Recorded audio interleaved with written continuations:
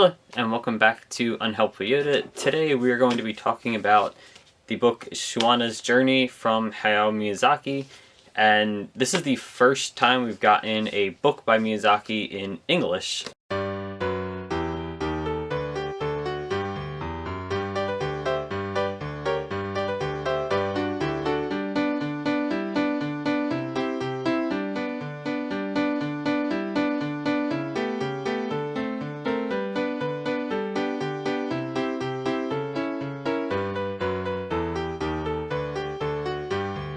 He's done a few manga before. He has I want to say 10 to his name, according to Wikipedia.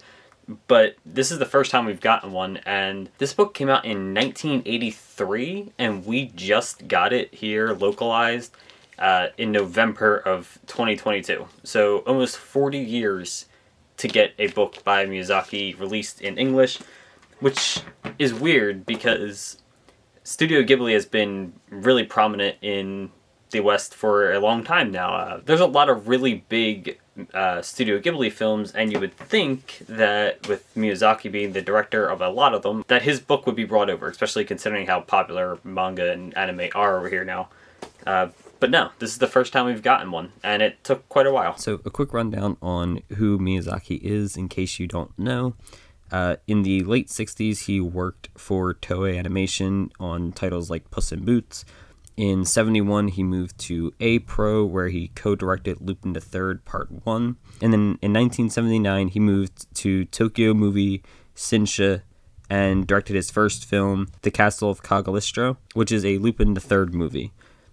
Following that, around the same time in 1982, he began working on Nausicaa of the Valley of the Wind, and eventually adopted this into a film in 1984. Beginning in 1985, after co-founding Studio Ghibli, he started directing a lot more films, including Castle in the Sky in 86, My Neighbor Totoro in 88, Kiki's Delivery Service in 89, and Porco Rosso in 1992.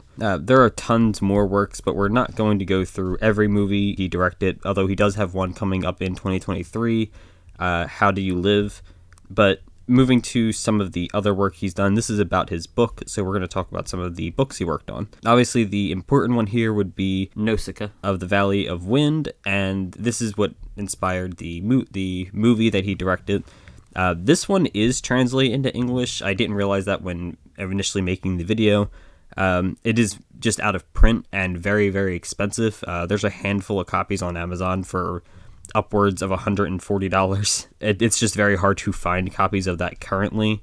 There's also the book that we're talking about today, which is Shuna's Journey. There is a 15-page all watercolor manga that inspired Porco Rosso, and that is The Age of the Flying Boat from 1990. In 1992, he wrote Miyazaki's Daydream Data Notes, and this, according to an interview, inspired or wasn't used as inspiration for the Metal Slug franchise, which is pretty cool. And there's just a ton other. His last work was in 2015, and it was a manga series about samurai in Japan's warring states era called Gun Samurai, but their information on this one is a little harder, and it doesn't appear to have ran for very long.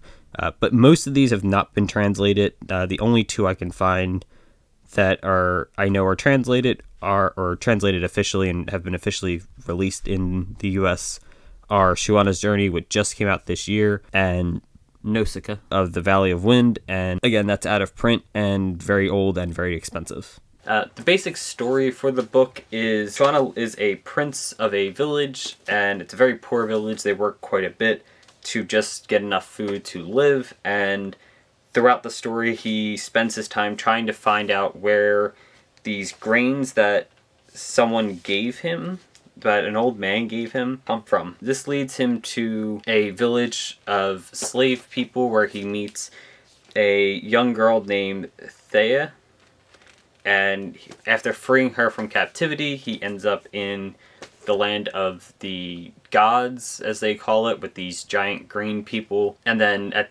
eventually, being there so long, he loses his ability to talk and think, really. He becomes essentially a mute, and he looks terrified by the end of it. And over time, he does regain his ability to talk, and the book ends kind of abruptly with them announcing that they're going to go back to his village with his, I believe now wife, and her sister, and they're going to go back to where he was. Funny enough, the story pretty much ends with them saying that that's a story for another time, and that it feels very much like there's going to be a sequel, and there isn't one. It's been 40 years. I don't think he's making a sequel, but the story just kind of abruptly ends. And if you're familiar with Miyazaki's Ghibli work, he does that quite a bit, where he doesn't really follow that much of a 3-act structure. It's not always super clear, the beginning, middle, and end. While there's always an introduction, and I guess that technically counts as the beginning, whether or not there's like an actual middle and a real ending is hit or miss. Sometimes there's just a really long middle, and then the movie's over, and there's not really a cleaned, wrapped up ending. And this book is very much the same, where there's not really a clean ending. He just heads back to the village with her, and that's it. You don't really find out what happens. They really don't even explain that much as to why he could no longer talk or remember things, it seems. They don't really go into much detail to what happened in the Land of the Gods, just that he was there, and he met some green people that turned... We're not really sure if the people were used to become these green people, or if they were using it to kind of fertilize the land or whatever, and then the land grew the people. We're not really sure, but they were kidnapping people and doing it that way from the slave city that we found earlier, which is where she came from. Overall, it's a very good book, and I definitely recommend reading it. It seems like the kind of book that you would read at night to like a kid, like a bedtime story type book. You'd read, there's 5 chapters, you're pretty short. You'd read those, and it's just a nice story with some really pretty artwork.